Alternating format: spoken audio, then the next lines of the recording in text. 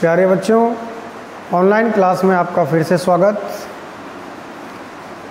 आज हम इकाई सेकंड के एक विशेष अध्याय के बारे में अध्ययन करते हैं।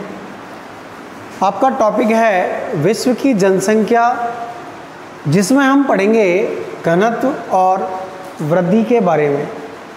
सबसे पहले हम बात करते हैं जनसंख्या घनत्व के बारे में। इससे पहले हम एक जानकारी प्राप्त करते हैं कि जनसंख्या घनत्व का अध्ययन क्यों किया जाता है। प्यारे बच्चों, सरकार के द्वारा किसी भी देश के आर्थिक, सामाजिक और राजनीतिक विकास के लिए सबसे पहले उस प्रदेश में विद्यमान प्राकृतिक संसाधनों, आर्थिक संसाधनों और उस प्रदेश में निवास करने वाले लोगों के बीच परस्पर संबंध को देखा जाता है। यदि किसी प्रदेश में प्राकृतिक संसाधनों की तुलना में जनसंख्या की अधिकता होती है, तो इस प्रकार के जो प्रदेश हैं वो संभवतः आर्थिक दृष्टि से कुछ कमज़ोर होते हैं। इसके विपरीत विश्व के जिन देशों में मुख्य रूप से, जैसे हम यूरोपीय देशों की बात करते हैं, अमेरिकी देशों की बात करते हैं, उन देशों में जहाँ प्राकृतिक संसाधनों के संतुलन की स्थिति में वहाँ की जनसंख्या मिलती है। इसीलिए प्यारे बच्चों, सबसे पहले हम उस प्रदेश के जनसंख्या घनत्व के बारे में अध्ययन करते हैं। किसी प्रदेश में निवास करने वाले मनुष्यों की संख्या और उस प्रदेश के भूभाग या क्षेत्रफल के पारस्परिक अनुपात से जनसंख्या का घनत्व मालूम होता है। घनत्व किसी प्रदेश की उन्नति और भावी विकास के अनुमान लगाने में मुख्य आधार माना जाता है। किसी प्रदेश में विद्यमान प्राकृतिक संसाधनों को प्रदेश में रहने वाले कितने लोग उपयोग कर सकते हैं, इस बात का अनुमान हम जनसंख्या घनत्व के द्वारा ही लगा सकते हैं। प्यारे बच्चों, जैसा मैंने अभी आपको बताया कि जनसंख्या घनत्व का अध्ययन हम इसीलिए करते हैं कि किसी प्रदेश में कितने प्राकृतिक संसाधन विद्यमान हैं और उस प्रदेश में रहने वाले लोग कितने हैं कि जिनके द्वारा उन संसाधनों का उपभोग किया जाता है। अतः किसी देश की आर्थिक उन्नति और सामाजिक, सांस्कृतिक उन्नति की योजना बनाने के लिए उस प्रदेश की जनसंख्या का अध्ययन करना आवश्यक होता है। इसीलिए हम जनसंख्या घनत्व का अध्ययन करते हैं। अब हम देखेंगे कि जनसंख्या घनत्व क्या होता है। सबसे पहले जनसंख्या घनत्व को हम एक विशेष सूत्र के द्वारा प्रदर्शित करते हैं, जिसमें आता है किसी प्रदेश की कुल जनसंख्या तथा उस प्रदेश के भूभाग के मध्य अनुपात के रूप में व्यक्त करते हैं।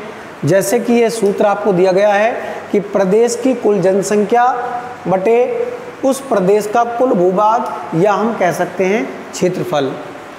शॉर्ट में इसको हम देख सकते हैं कि किसी भौगोलिक इकाई क्षेत्र के प्रति इकाई वर्ग किलोमीटर क्षेत्र में निवास करने वाले लोगों की संख्या को व्यक्त करना ही क्या कहलाता है, जनसंख्या घनत्व। इसी बात को हम एक उदाहरण के द्वारा भी ले सकते हैं कि माना किसी के प्रदेश की जो जनसंख्या है वो मानो 1 लाख है और उस प्रदेश का कुल जो क्षेत्रफल है मानो 100 वर्ग किलोमीटर है। इस प्रकार से उस प्रदेश का जो जनसंख्या घनत्व होगा वो हो जाएगा कि प्रदेश की कुल जनसंख्या, अर्थात उस प्रदेश की जनसंख्या, क्या प्रदेश जनसंख्या कितनी है, 1 लाख, और उस प्रदेश का जो कुल भूभाग है, कुल क्षेत्रफल है, वो कितना है 100 वर्ग किलोमीटर। इस प्रकार से हम 1 लाख में 100 वर्ग किलोमीटर का भाग देंगे तो लगभग 1000 व्यक्ति प्रति वर्ग किलोमीटर आ जाता है। इस प्रकार से फिर हम चर्चा करते हैं कि जनसंख्या घनत्व के कई प्रकार होते हैं, और जनसंख्या घनत्व की बात करें तो जनसंख्या के विभिन्न पहलुओं का अध्ययन करने के लिए घनत्व को मुख्य आधार माना जाता है। अतः जनसंख्या घनत्व के कई प्रकार होते हैं जो निम्न प्रकार से हैं। यहाँ से अपने कोई एक ना एक प्रश्न लगभग आता रहता है, तो हम बात करते हैं जनसंख्या घनत्व के कई प्रकार होते हैं। सबसे पहले गणितीय घनत्व या आंकिक घनत्व, दूसरा आपका आता है कायिक घनत्व, अगला पॉइंट आपका आता है कृषि घनत्व या कृषीय घनत्व, इसके बाद पोषण घनत्व। अब हम सबसे पहले इनके बारे में एक एक करके संक्षेप में अध्ययन करते हैं। सबसे पहले गणितीय घनत्व या आंकिक घनत्व क्या होता है। प्यारे बच्चों, गणितीय घनत्व या आंकिक घनत्व को हम उस प्रदेश के लोगों की संख्या और उस प्रदेश के भूभाग या क्षेत्रफल के मध्य अनुपात के रूप में प्रदर्शित करते हैं। जैसा कि आपको यहाँ दिखाई दे रहा है, आप लोग देख सकते हैं कि गणितीय घनत्व को लोगों की संख्या तथा कुल भूभाग के मध्य अनुपात के रूप में प्रदर्शित किया जाता है। इसका जो सूत्र होता है कि जनसंख्या बटे कुल क्षेत्रफल, इस प्रकार से आंकिक या गणितीय घनत्व को प्रदर्शित किया जाता है। सेकंड पॉइंट अपना आता है कृषि घनत्व।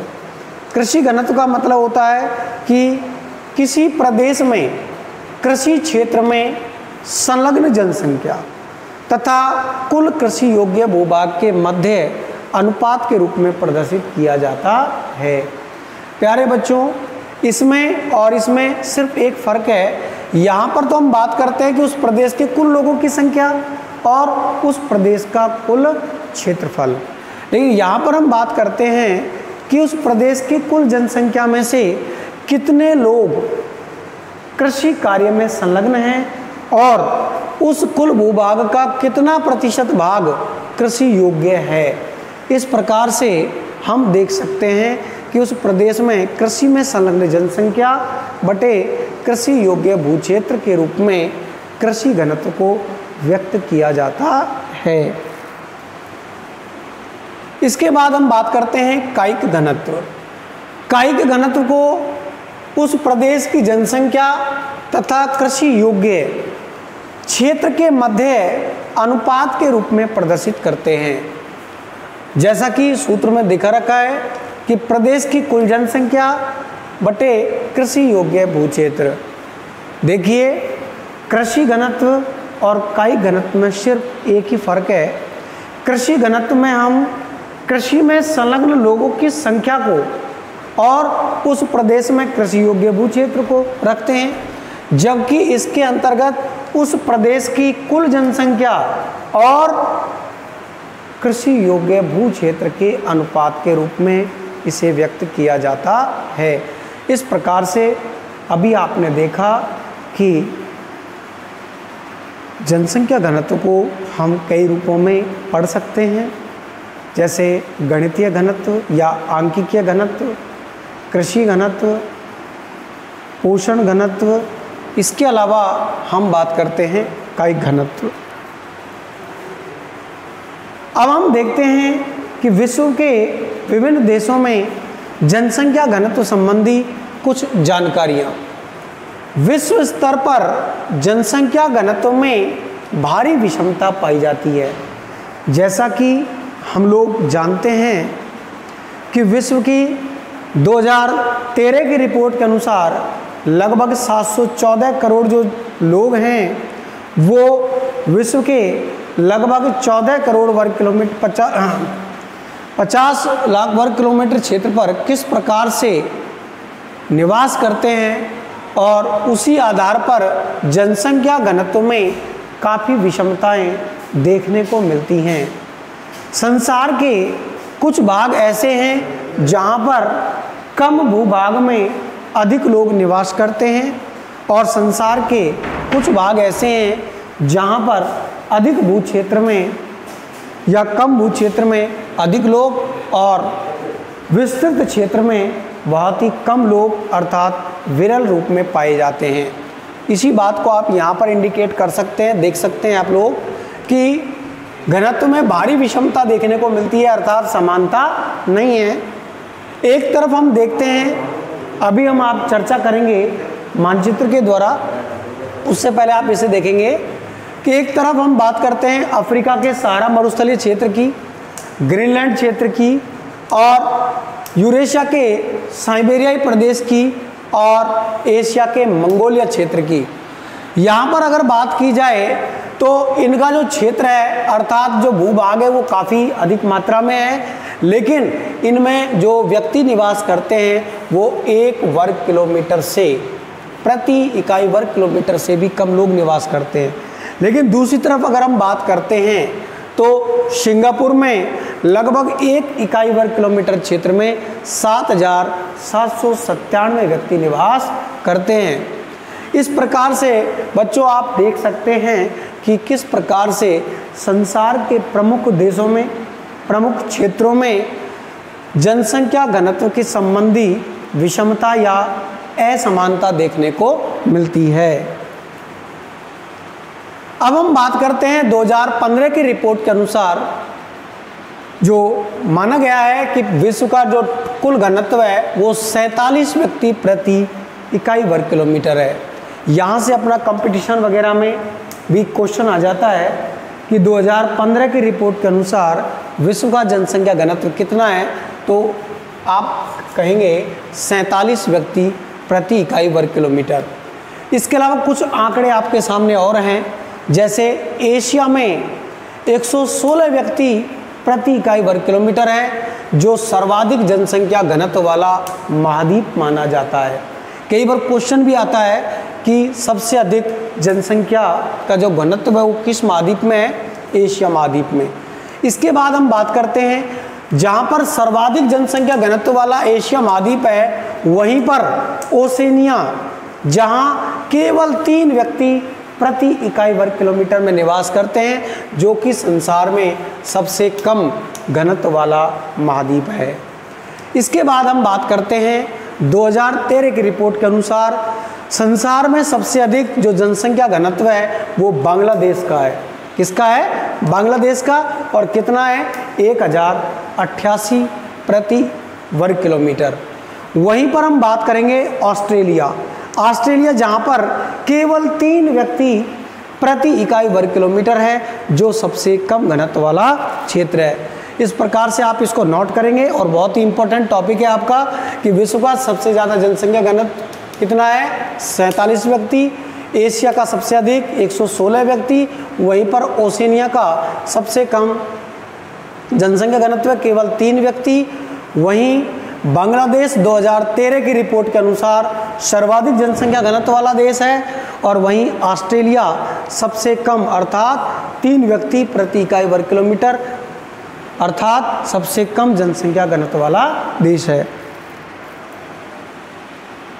अब हम बात करते हैं वेरी इंपॉर्टेंट क्वेश्चन, और यहाँ से आपका निबंधात्मक प्रश्न भी बनता है, जिसमें हम बात करते हैं, कई बार आता है कि विश्व को जनसंख्या घनत्व के आधार पर कितने भागों में बांटा गया है। तो प्यारे बच्चों, जब हम संसार के विभिन्न क्षेत्रों के जनसंख्या घनत्व का आकलन करते हैं तो इस आधार पर विश्व को 5 भागों में बांटा गया है। कितने भागों में बांटा गया है? 5 भागों में। सबसे पहला भाग है आपका अत्यधिक जनसंख्या घनत्व वाले क्षेत्र। दूसरा आपका आता है अधिक जनसंख्या घनत्व वाले क्षेत्र। तीसरा आपका आता है सामान्य जनसंख्या घनत्व वाले क्षेत्र। चौथा आपका है कम जन घनत्व वाले क्षेत्र। और 5वां, यहाँ से भी कई बार पूछ लिया जाता है कि संसार के प्राय जनविहीन क्षेत्र कौन से हैं, या न्यून जनसंख्या घनत्व वाले क्षेत्र। संक्षेप में हम इनकी बात करें तो अत्यधिक जनसंख्या घनत्व वाले क्षेत्र इसके अंतर्गत संसार के वे क्षेत्र आते हैं जिनमें प्रति इकाई वर्ग किलोमीटर 250 से अधिक व्यक्ति निवास करते हैं, या हम यूँ कह सकते हैं कि 251 से अधिक प्रति इकाई वर्ग किलोमीटर क्षेत्र में निवास करने वाले जो क्षेत्र हैं उनको अत्यधिक जनसंख्या घनत्व के अंतर्गत रखा जाता है। और इसके अंतर्गत मुख्य रूप से एशिया महाद्वीप के पूर्वी देश, दक्षिण पूर्वी देश, दक्षिणी देश आते हैं। इसके अलावा यूरोप महाद्वीप के उत्तर पश्चिमी क्षेत्र इसके अंतर्गत आते हैं, और अमेरिकी महाद्वीप के मुख्य रूप से उत्तर पूर्वी क्षेत्र इसके अंतर्गत आते हैं। अधिक जनसंख्या घनत्व वाले क्षेत्र, इसके अंतर्गत वे देश आते हैं, उन क्षेत्रों को शामिल किया जाता है, उन देशों को शामिल किया जाता है जिनमें जनसंख्या घनत्व 100 से अधिक किंतु 250 से कम पाया जाता है। सामान्य जनघनत्व जिसमें 50 से 100 व्यक्ति प्रति इकाई वर्ग किलोमीटर में निवास करते हों। कम जनसंख्या घनत्व जिसमें 10 से 50 व्यक्ति निवास करते हों। और इसके अंतर्गत वे क्षेत्र आते हैं जिनमें 10 से कम और कहीं कहीं पर जहां एक व्यक्ति प्रति इकाई वर्ग किलोमीटर से भी कम लोग निवास करते हैं। जैसा कि अभी हम देख रहे थे प्यारे बच्चों, जैसा कि अभी अपन देख रहे थे सहारा, ग्रीनलैंड, साइबेरिया, मंगोलिया आदि क्षेत्र। अच्छा, यहाँ से हम एक बात और कर सकते हैं कि संसार के अति शीत प्रदेश, अति उष्ण प्रदेश, उच्च पर्वतीय क्षेत्र और उष्ण गर्म जलवायु वाले क्षेत्र, शुष्क क्षेत्र आदि इसके अंतर्गत आते हैं। अब हम इसका अवलोकन विश्व के मानचित्र के द्वारा करते हैं।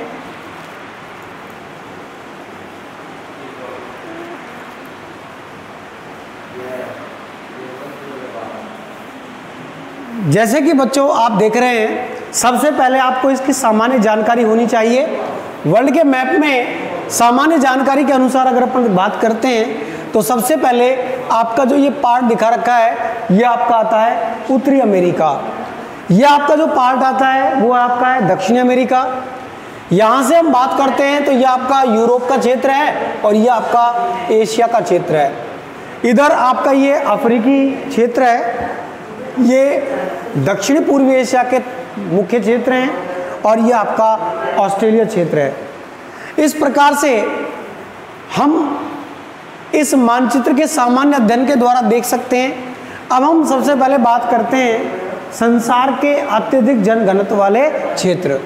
प्यारे बच्चों, जैसा कि अभी मैंने आपको बताया कि संसार में सबसे ज़्यादा जो जनघनत्व है इसके मामले में एशिया का जो पूर्वी क्षेत्र है, और पूर्वी क्षेत्रों में जैसा आप इस कलर में देख रहे हैं आपका ये क्षेत्र आता है जापान। इसके अलावा आपका जो चाइना यहाँ लिखा हुआ है पीले कलर से दिखा रखा है चाइना। चाइना का जो ये पूर्वी क्षेत्र है ये पूरा का पूरा भाग आपका सघन या हम कह सकते हैं अत्यधिक जनघनत्व के अंतर्गत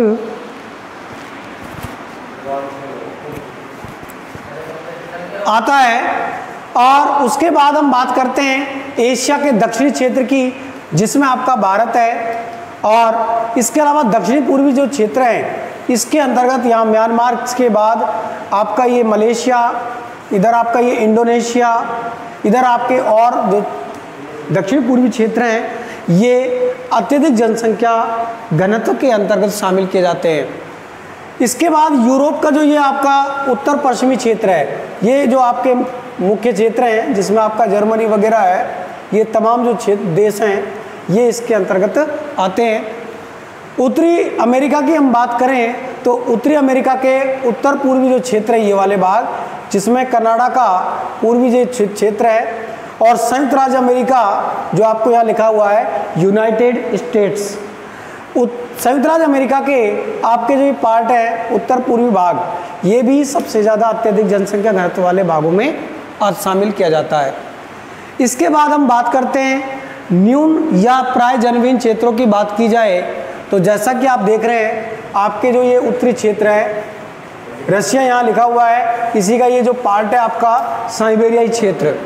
इधर आप देख रहे हैं ग्रीनलैंड क्षेत्र, और इधर आप देखेंगे यहाँ सहारा मरुस्थलीय क्षेत्र है, इधर आपका यहाँ कालारी मरुस्थलीय क्षेत्र है। इसके अलावा आपका नीचे की तरफ अंटार्कटिका क्षेत्र है, और चाइना के अंदर या मध्य में आपका आता है ये मंगोलिया क्षेत्र, जो संसार के प्राय जनविहीन क्षेत्र के अंतर्गत शामिल किए जाते हैं। इस प्रकार से विश्व के मानचित्र के द्वारा भी हम जनसंख्या घनत्व की विषमता या असमानता को देख सकते हैं। इस प्रकार से आपने विश्व की जनसंख्या जिसमें घनत्व के बारे में चर्चा की। अगले वीडियो में हम चर्चा करेंगे जनसंख्या वृद्धि के बारे में। धन्यवाद।